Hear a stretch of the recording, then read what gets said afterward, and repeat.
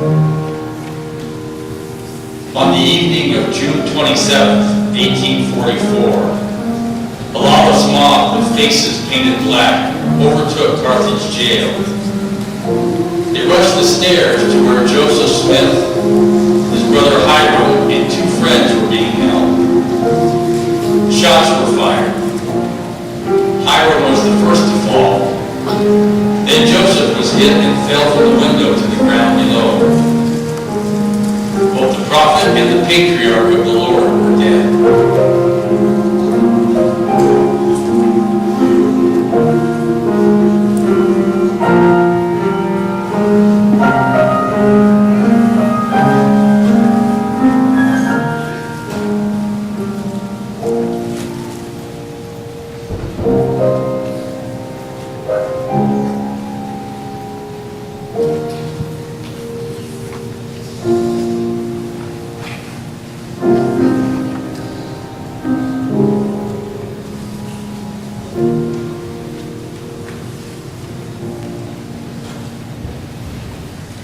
When I entered the room and saw my murdered sons extended both at once before my eyes and heard the sobs and groans of my family, it was too much.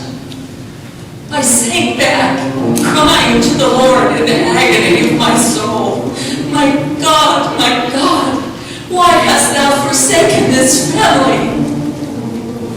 A voice replied, I have taken them to myself, that they might have rest.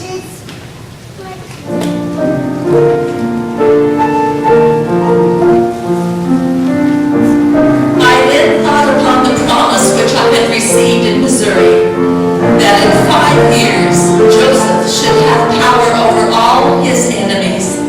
The time had elapsed, and the promise was fulfilled. Lucy Mack Smith.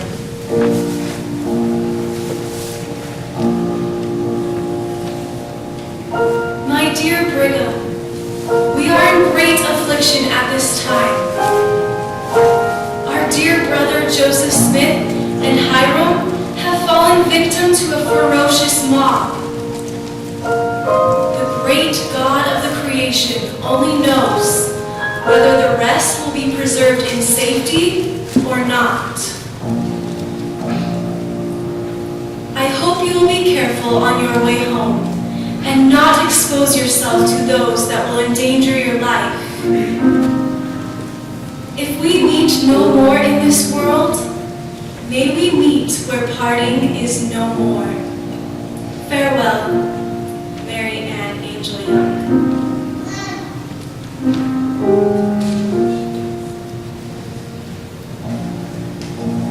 Shall we meet beyond the river, where the surges cease to roll, where in all the bright forever sorrow ne'er shall press the soul? Shall we meet, oh shall we meet? Shall we meet beyond the shore? Shall we meet beyond that river, where the surges cease to roll? Shall we meet in that blessed harbor, when our stormy voyage is o'er? Shall we meet and cast the anchor by the fair celestial shore? Shall we meet, oh shall we meet? Shall we meet beyond the shore?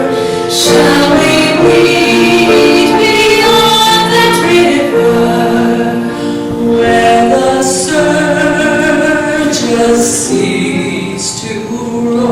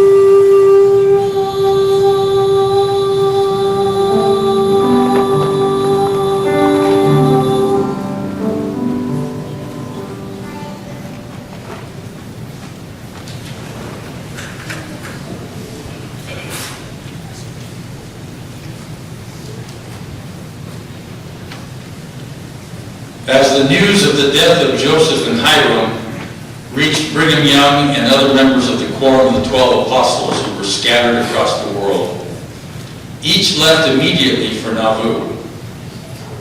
When most of the apostles arrived in early August, the church was in crisis as to who should succeed Joseph. A few days later, a prayer meeting was convened in the Nauvoo Grove. Sidney Rigdon, an estranged leader of the church, spoke first. For an hour and a half, he attempted to persuade the congregation that he should be appointed guardian of the church. But his words inspired no emotion in the crowd. Then Brigham Young took the stand. His remarks were short, but as he spoke, he was miraculously transfigured before the saints. If Joseph had risen from the dead and again spoken in their hearing, the effect could not have been more startling than it was to many present at that meeting. Not only was it the voice of Joseph which was heard, but it seemed in the eyes of the people as if it were the very person of Joseph which stood before them. The Lord gave his people a testimony that left no room for doubt as to who was the man chosen to lead them. The mantle of the prophet Joseph had been left for Brigham. George Buchanan.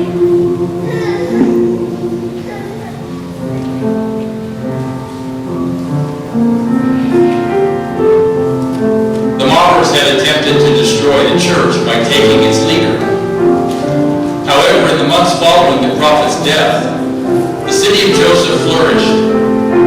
Under the direction of Brigham Young, the missionary effort continued throughout the world. Thousands of converts gathered to Nauvoo, and most importantly, the saints recommitted themselves to completing construction of the temple. In October 1845, General Conference was held in the partially finished edifice, where Brigham prayed, "Lord, we dedicate this house and ourselves to Thee."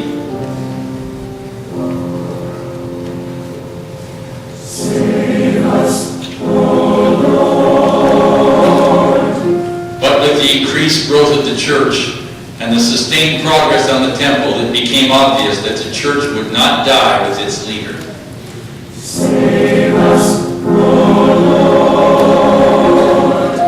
And so, once again, the mobs began their relentless persecution of the saints. Our enemies are not satisfied with what they have done, so they continue their depredations. In the small settlements in the country, the mobs collected, drove our brethren from their homes, burned their houses in grain, and killed some who could not get out of the way. In the fall, the mob collected in the south part of the country, and in about 2 weeks they burned 200 houses to ashes. The inhabitants had to flee to Nauvoo to save their lives. A great amount of grain and property was destroyed. Cattle and hogs were stolen and killed almost without number. Old Father Durfee was shot and killed by the mob while he was trying to save his property from the flames.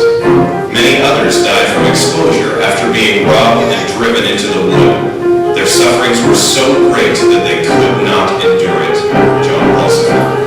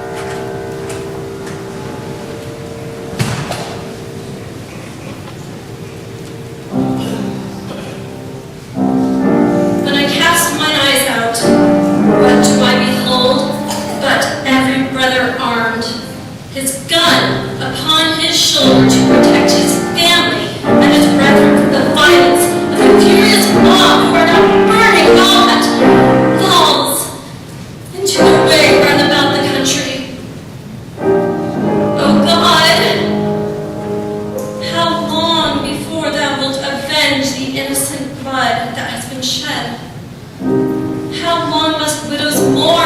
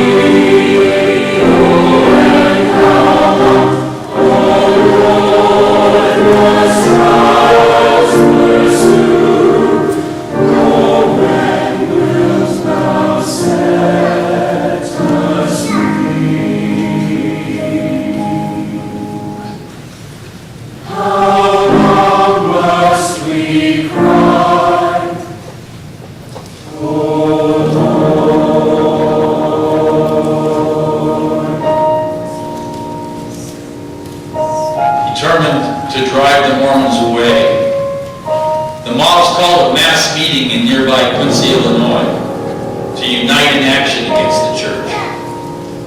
The meeting resulted in a resolution demanding that the saints leave the state as quickly as possible. Long before his death, Joseph had prophesied that the saints would continue to suffer much affliction and would be driven to the Rocky Mountains, where they would become a mighty people. Thus, Brigham Young responded that the saints would leave the country the following spring for some remote place. The Lord designs to lead us to a wider field of action, where there will be no more room for the saints, where there will be more room for the saints to grow and increase, where we can enjoy the pure principles of liberty and equal rights. We are not our own. We are bought with a price. We are the Lord's. If my heart is not fully given up to this work, I will give my time, my talents, my hands, and my possessions until my heart consents to be subject. I will make my hands labor in the cause of God until my heart bows in submission to it. Brigham Young.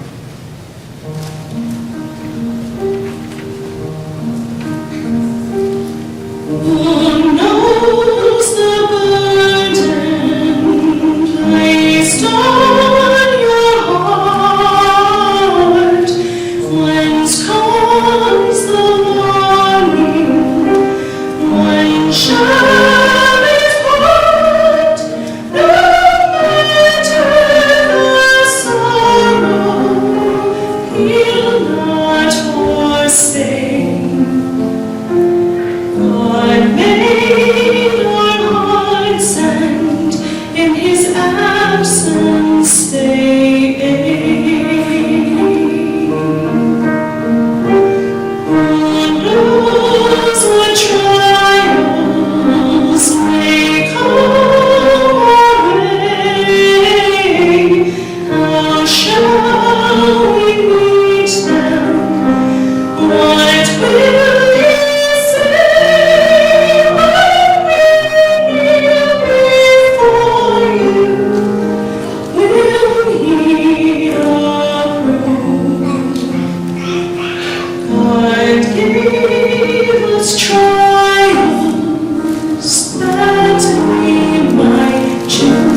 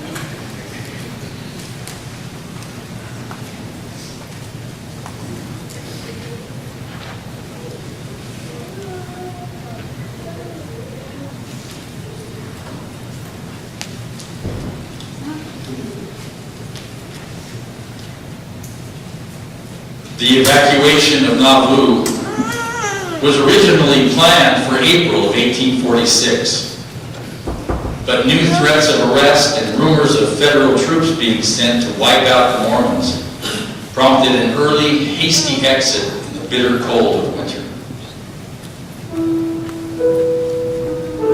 In our home since early morning, all has been hurry and bustle. 2 wagons stand in our front yard, and my father and 2 other men are carrying out our household goods.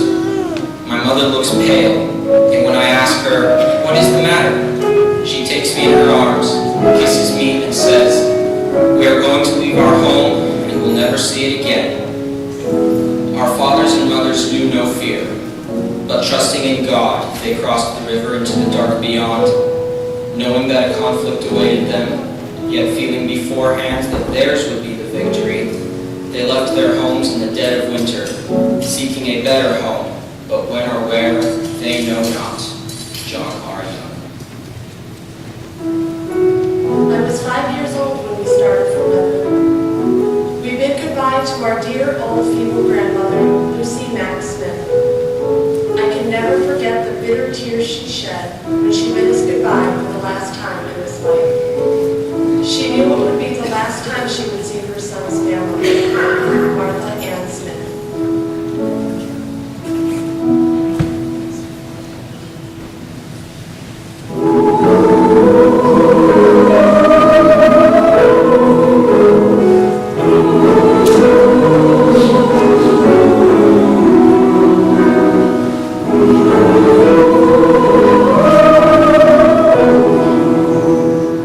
I left the city of the saints, feeling that most likely I was taking a final farewell of Nauvoo for this life.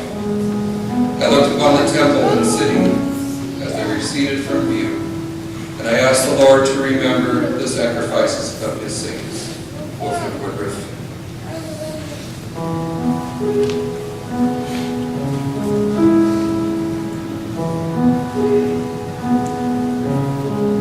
Come go with me to where we'll be, unmarred by hatred face, to a land blessed by God's hand, for those of Israel's race.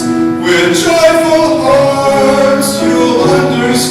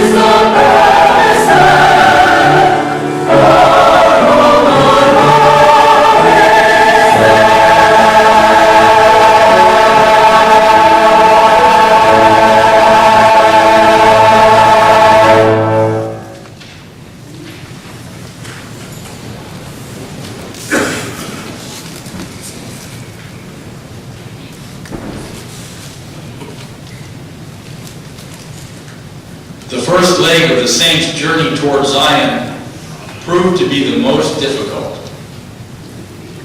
Their hasty departure left much of the camp of Israel ill-prepared for the bitter journey ahead. Lack of food, freezing temperatures, the incessant rains and terrible mud, and widespread illness forced a slow movement across the Iowa Territory.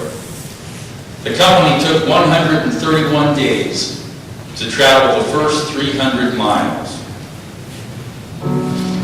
For those left behind in Nauvoo, due to financial or physical ailments, conditions were even worse.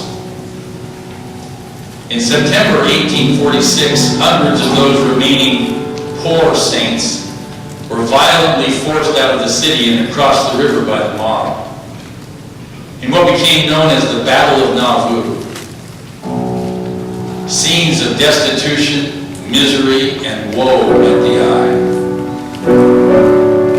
Families were hurrying away from their homes without a shelter, without means of conveyance, without tents, money, or a day's provision, with as much of their household stuff as they could carry in their hands. Sick men and women were carried upon their beds. Weary mothers with helpless babes dying in their arms hurried away, all fleeing. Thomas Bullock and his family were among them.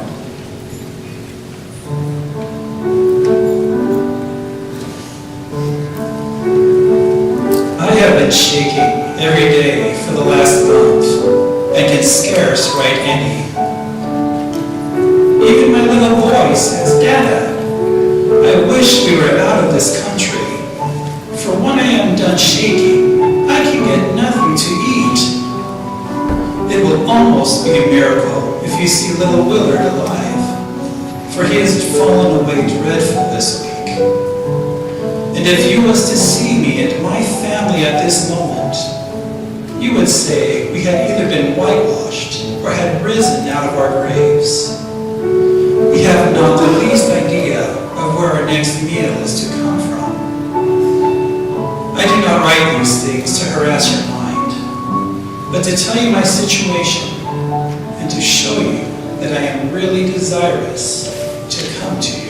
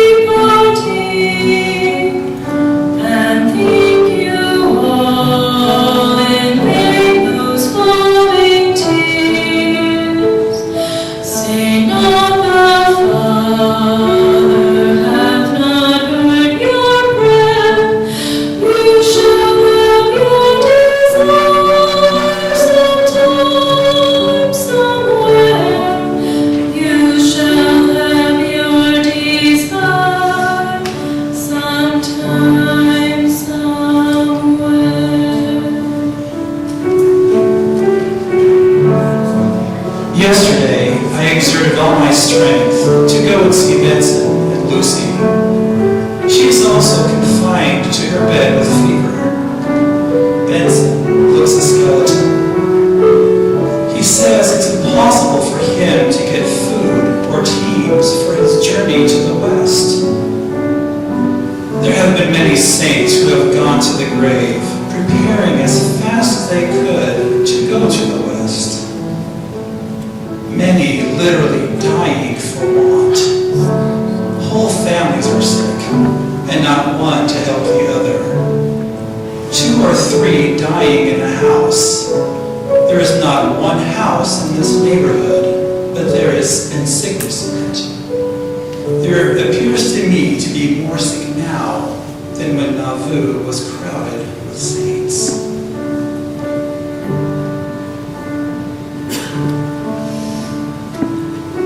Unanswered yet, they do not say unwanted.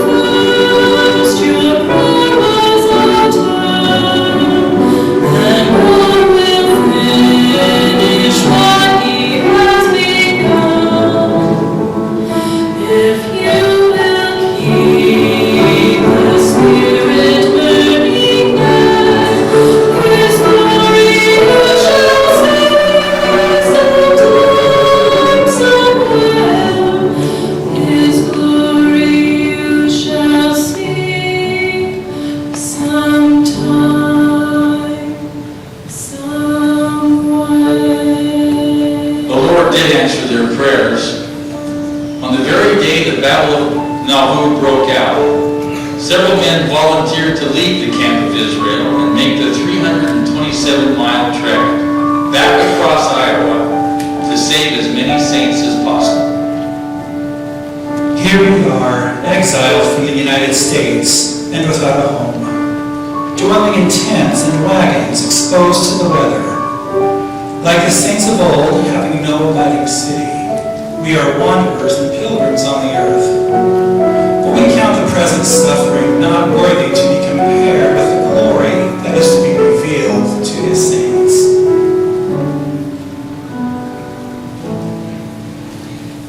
With all the power of heart and tongue, I'll praise my Maker in my song, and him shall hear the notes or raise, the ruthless song, enjoy the praise, and him shall hear the notes I'll raise, approve the song, and join the praise.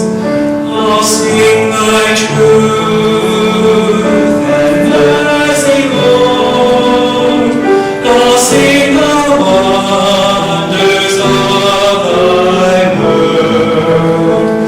Not all thy works and names below, so much thy power and glory show. Not all thy works and names below, so much thy power and glory show. Amid the thorns and snares I stand, upheld and guided by thy hand. Thy mercies fainting soul revive, and keep my dying faith alive. Thy words my fainting soul revive, and keep my dying faith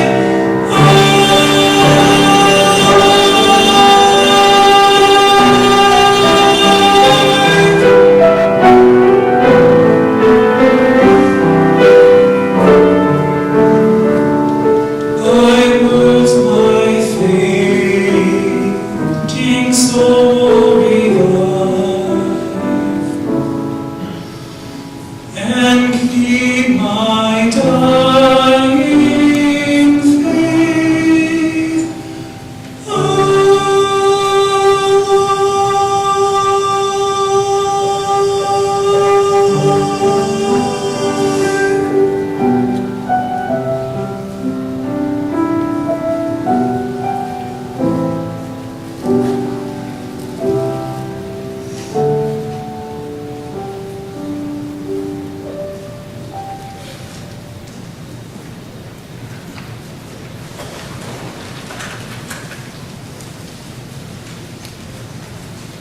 In the late summer of 1846, a stream of thousands of saints stretched across the Iowa Territory. Wearied by the journey and sick with disease, they had left behind their homes, their warm fires, their beautiful city, and their magnificent temple. Theirs was a remarkable faith.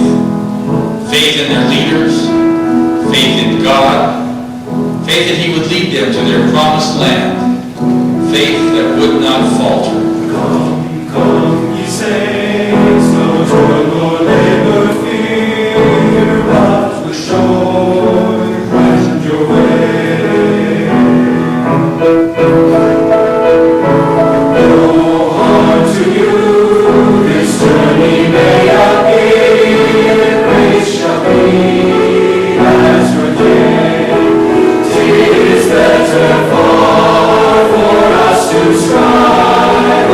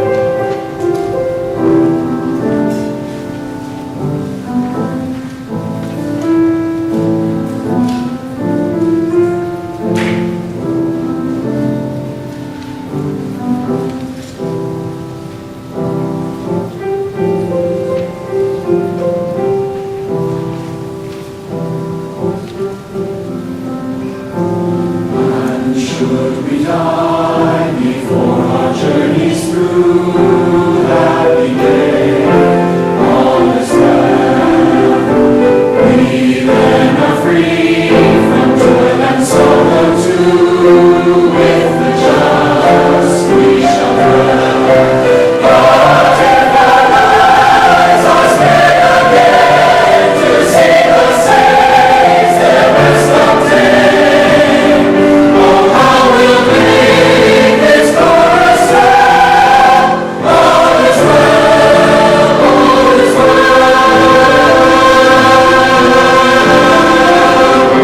All is well, all is well.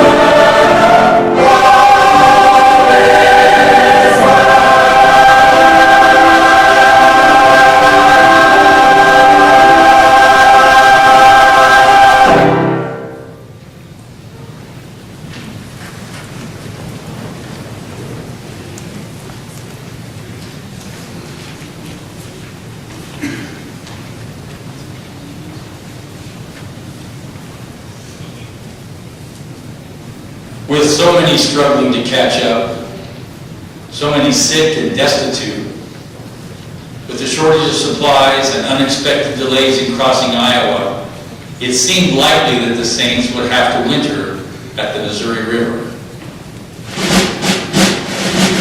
This decision was made final when Captain James Allen rode into camp and requested 500 volunteers to enlist in the war with Mexico.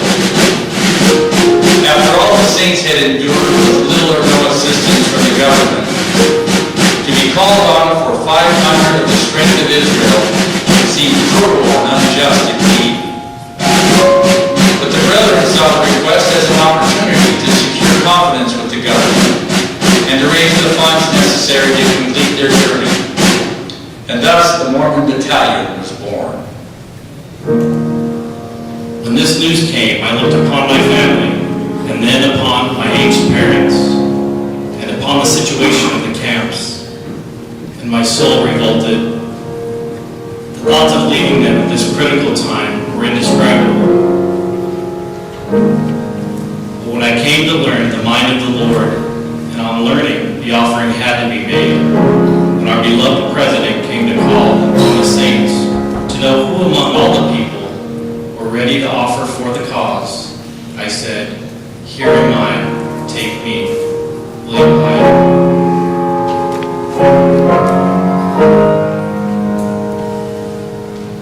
It was a bitter scene as young husbands and fathers bid farewell to their families.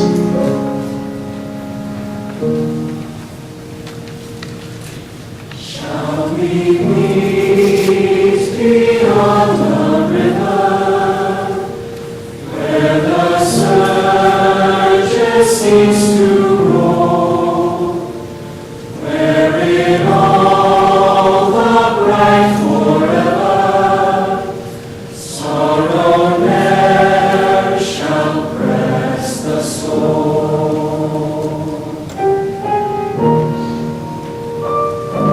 Mobs had forced them to leave their homes, but with loved ones at their side, they were able to cross the wilderness with strength and resolve.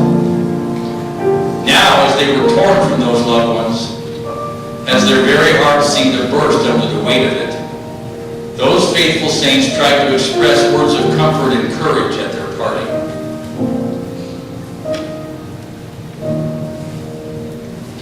You have nothing to fear from the journey, though your way may be burdened by thorns. For the Lord will be with you each step of the way, as you travel with faith through the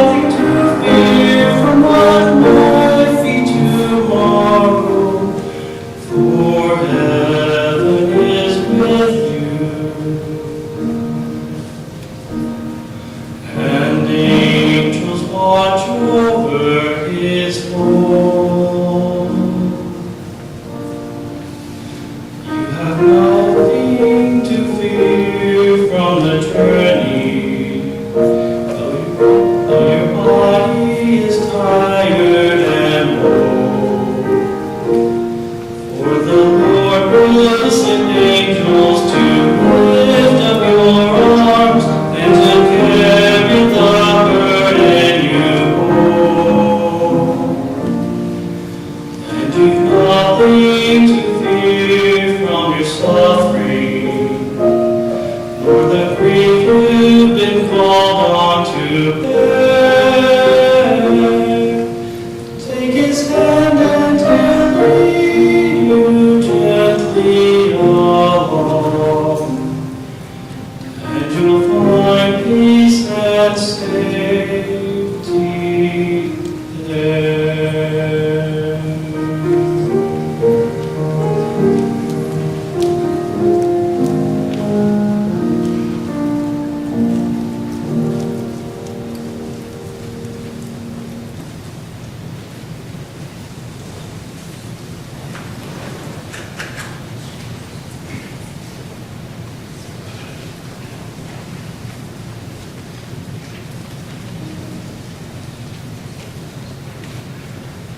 Lord, will thou fill my soul with peace,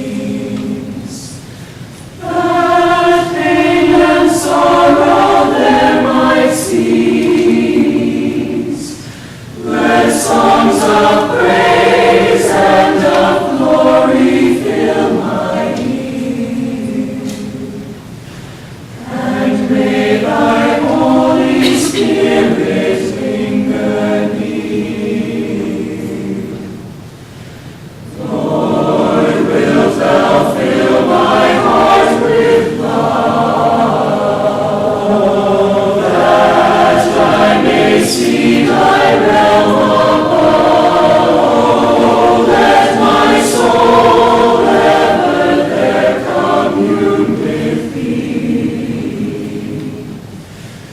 that I may know what thou wouldst have me be.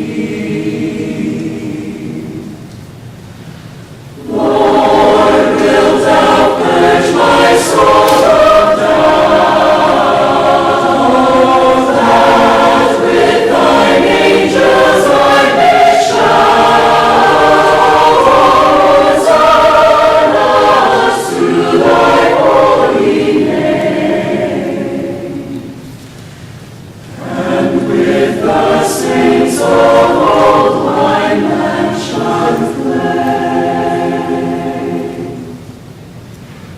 Lord, wilt thou fill my soul with peace, that I may soon return to live with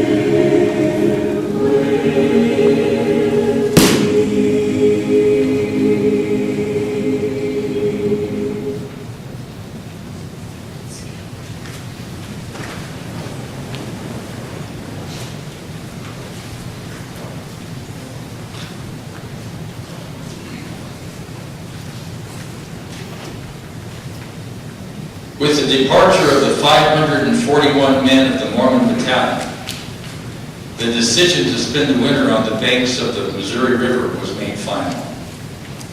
But another terrible winter awaited them there. Winter found me bedridden, destitute, in a wretched hovel which was built upon a hillside. The season was one of constant rain. The situation of the hovel and its openness gave free access to piercing winds. Water flowed over the dirt floor, converting it into mud 2 or 3 inches deep. No wood but what my little ones picked up from around the fences. So green it filled the room with smoke. The rain dropping and soaking the bed with which I was powerless to leave. Margaret Phelps. Illness, hunger, and poor living conditions plagued the encampment at winter quarters, where the saints buried over 300 of their company.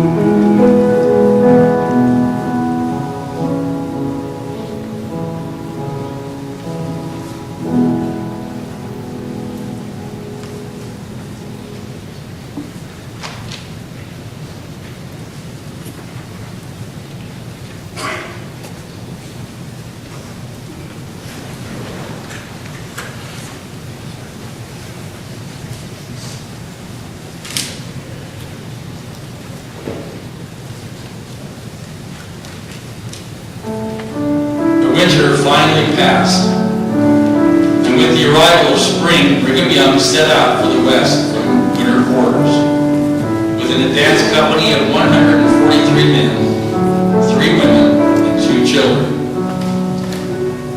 Traveling in pleasant summer weather, the remaining 1,050 miles of their journey were relatively easy, considering what lay behind them.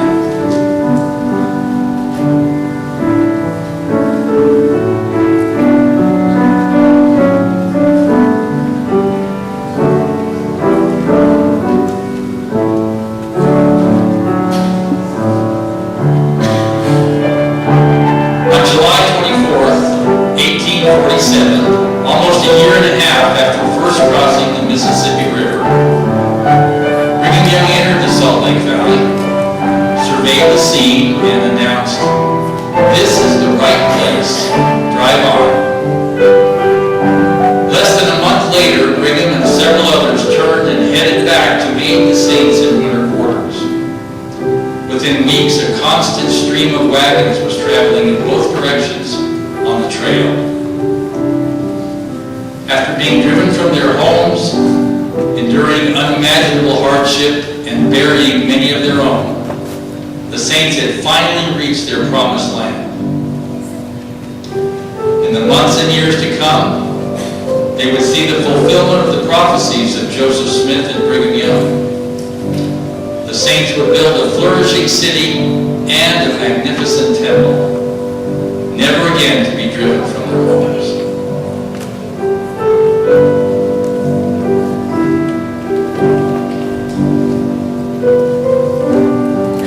How often in anguish have I said in my heart, when shall my trials and tribulations end?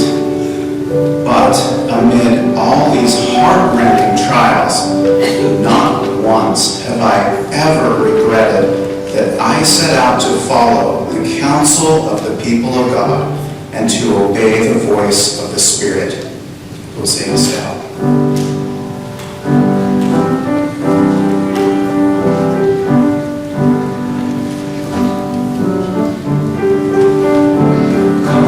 Come, ye saints, no toil nor labor fear, but with joy wend your way.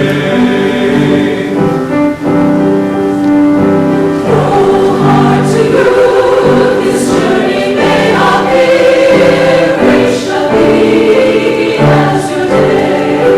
'Tis better for us to strive, our useless cares from us to drive. Do this and joy, your hearts will swell. All is well, all is well.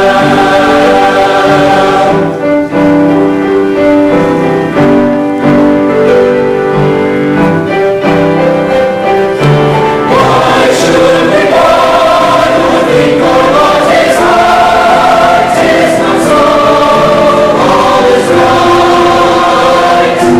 Why should we think to earn a great reward if we now shun the fight? Gird up guns, fresh courage take, our God will never us forsake, and soon we'll have His tale to tell. All is well, all is well. All is well, all